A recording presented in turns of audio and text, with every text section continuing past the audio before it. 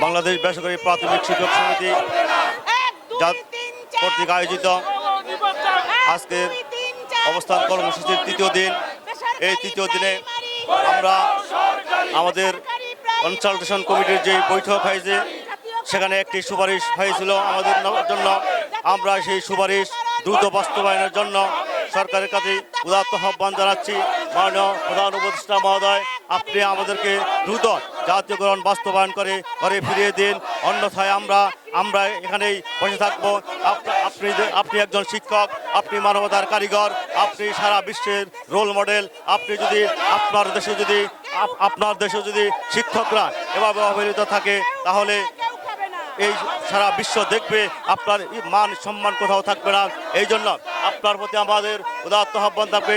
বাংলাদেশ বেসরকারি প্রাথমিক শিক্ষক সমিতির পক্ষ থেকে আপনার প্রতি আমাদের উদাত্ত আহ্বান থাকবে, দ্রুত আমাদেরকে জাতীয়করণ বাস্তবায়ন করে ঘরে ফেরানোর ব্যবস্থা করুন, অন্যথায় আমরা এই প্রেস ক্লাব চত্বর ছাড়ব না।